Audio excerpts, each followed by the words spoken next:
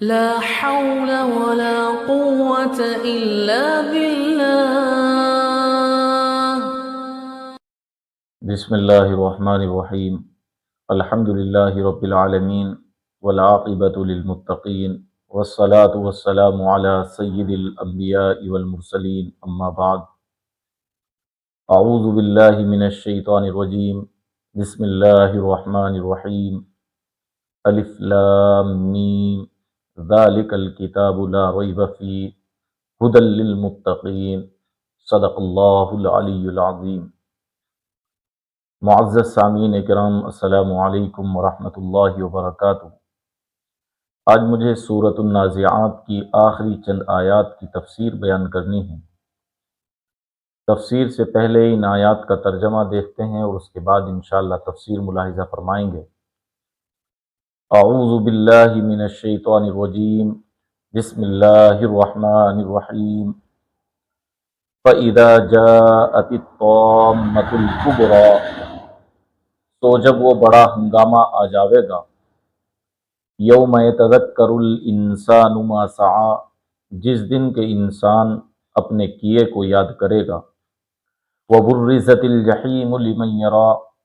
اور دیکھنے والوں کے سامنے دوزخ ظاہر کی جاوے گی۔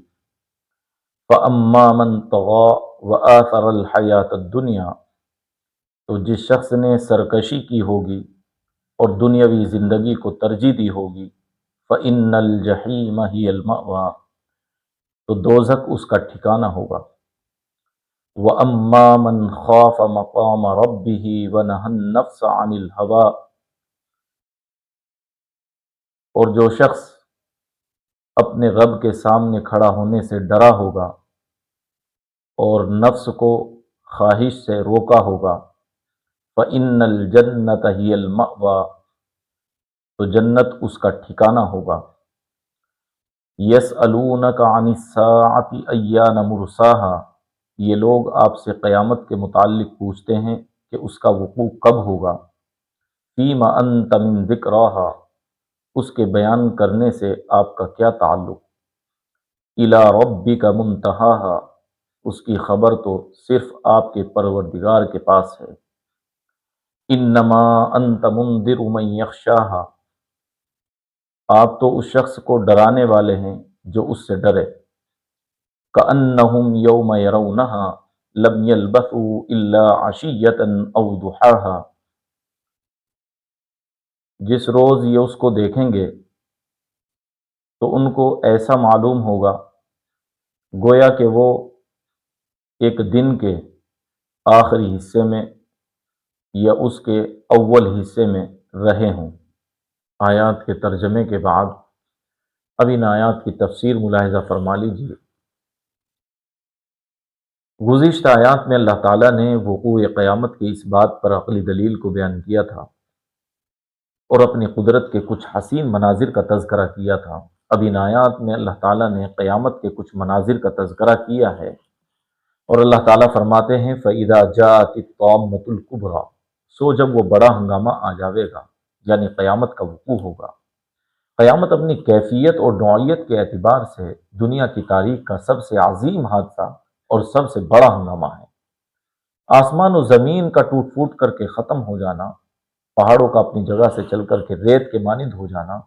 سورج اور چاند کا بے نور ہو کر کے ختم ہو جانا، دنیا کے نظام اور اس کے سسٹم کا تباہ و برباد ہو جانا، یہ دنیا کی تاریخ کا سب سے عظیم حادثہ ہے، دنیا کی تاریخ کا سب سے بڑا ہنگامہ ہوگا۔ یوم یتذکر الانسان ما سعی، جس دن کے انسان اپنے اعمال کو یاد کرے گا۔ دنیا میں جو اس نے اعمال کیے ہیں، حشر کے میدان میں جب اللہ تعالیٰ لوگوں کو حساب و کتاب کے لیے جمع کریں گے تو اس وقت انسان اپنے دنیا کے اعمال کو یاد کریں گے۔ اگر اس نے دنیا میں اچھے اعمال کیے ہیں تو اچھے اعمال پر چونکہ اللہ کی طرف سے انعام ہے، اللہ کی طرف سے تحائف ہیں، تو وہ ان اعمال کو یاد کر کے اس پر ملنے والے انعامات پر خوش ہو رہا ہوگا۔ اور جنہوں نے دنیاوی زندگی کو اپنی گناہوں میں گزارا، نافرمانیوں میں گزارا، بدعملیوں میں گزارا، تو وہ اپنے ان بدعملیوں کو یاد کرے گا اس پر ملنے والے عذاب پر وہ افسوس کرے گا، ندامت اور شرمندگی کے آنسو وہ لوگ بہا رہے ہوں گے جنہوں نے اپنی دنیاوی زندگی کو گناہوں میں گزارا ہوگا۔ وَبُرِّزَتِ الْجَحِیمُ لِمَن یَرَیٰ، اور دوزخ کو دیکھنے والوں کے سامنے ظاہر کیا جائے گا۔ آج تو سیدنا محمد الرسول اللہ صلی اللہ علیہ وسلم آپ کو بتلا رہے ہیں کہ اللہ تعالیٰ نے اچھے لوگوں کا ٹھکانہ جنت بنایا ہے، برے لوگوں کا ٹھکانہ جہنم بنایا ہے، دوزخ ہے جو برے لوگوں کا ٹھکانہ ہوگی۔ کل تو دیکھنے والے اپنی آنکھوں سے دیکھ لیں گے کہ ہاں واقعی آخرت میں اللہ کی طرف سے نیک لوگوں کے لیے جنت ہے اور برے لوگوں کے لیے جہنم اور دوزخ ہے۔ فَأَمَّا مَن طَغَىٰ وَآثَرَ الْحَيَاةَ الدُّنْيَا فَإِنَّ الْجَحِيمَ هِيَ الْمَأْوَىٰ۔ اللہ تعالیٰ نے جو دوزخ بنائی ہے وہ تمام بنی آدم کا ٹھکانہ نہیں ہے، بلکہ ٹھکانہ ان لوگوں کا ہے جن کے اندر یہ دو علامتیں اور دو نشانیاں ہوں گی۔ ایک تو یہ کہ انہوں نے دنیا کے اندر اللہ تعالیٰ کی نافرمانیاں کی ہوگی، اس کے احکامات سے روگردانی کی ہوگی، رسول اللہ صلی اللہ علیہ وسلم کے طریقے سے ہٹ کر کے انہوں نے زندگی گزاری ہوگی، اور دنیاوی زندگی کو انہوں نے آخرت کی زندگی پر ترجیح دی ہوگی۔ کوئی امر ان کے سامنے ایسا پیش آیا کہ دنیا میں تو اس کو اختیار کرنے سے لذت ملتی تھی، راحت ملتی تھی، مگر آخرت میں اللہ تعالیٰ نے اس پر عذاب مقرر کیا ہوا تھا، لیکن انہوں نے آخرت کے عذاب کو نظر انداز کر کے دنیاوی لذت کو حاصل کرنے کے لیے انہوں نے اس امر کو اختیار کر لیا ہوگا۔ تو یہ دو علامتیں جن کے اندر ہوگی تو اللہ تعالیٰ نے آخرت میں ان کا ٹھکانہ دوزخ بنایا ہے۔ اس کے مقابلے میں وَأَمَّا مَنْ خَافَ مَقَامَ رَبِّهِ وَنَهَى النَّفْسَ عَنِ الْهَوَىٰ فَإِنَّ الْجَنَّةَ هِيَ الْمَأْوَىٰ، جو دنیا کے اندر اپنے رب کے سامنے کھڑا ہونے سے ڈرے ہوں گے، یعنی اللہ تعالیٰ کے احکامات کی انہوں نے نافرمانی اس لیے نہیں کی کہ کل تجھے قیامت کے دن کھڑا ہونا ہے اللہ کے سامنے اور اپنے کیے کا حساب دینا ہے۔ اگر آج تو نے اللہ کی نافرمانی کی تو اس نافرمانی کا کل اللہ کے سامنے کھڑا ہو کر تجھے جواب دینا ہے، اس لیے اس نے نافرمانی نہیں کی۔ اس کے دل کے اندر آخرت کی فکر تھی، اور وَنَهَى النَّفْسَ عَنِ الْهَوَىٰ، اس نے اپنے نفس کو خواہشات سے روکا۔ نافرمانی اللہ تعالیٰ کی اس نے دل چاہتے ہوئے بھی نہ کی، اس کا دل چاہتا تھا کہ یہ گناہ اس کا ارتکاب کر لوں، دنیاوی اس پر لذت تھی، راحت تھی، مگر اس نے اس کا ارتکاب نہیں کیا۔ تو یہ وہ لوگ ہوں گے جن کا ٹھکانہ آخرت میں جنت ہوگا۔ یسألونک عن الساعۃ ایان مرساھا فیم انت من ذکراھا الی ربک منتہاھا انما انت منذر من یخشاھا کأنہم یوم یرونھا لم یلبثوا الا عشیۃ او ضحاھا۔ حضور پاک علیہ الصلاۃ والسلام جس وقت کفار و مشرکین کے سامنے وقوع قیامت کا تذکرہ کرتے تھے اور آخرت پر ان کو ایمان لانے کے بارے میں کہتے تھے، تو وہ لوگ آپ کا مذاق اڑاتے تھے اور کہتے تھے کہ قیامت کب آئے گی؟ اگر قیامت کا وقوع یقینی ہے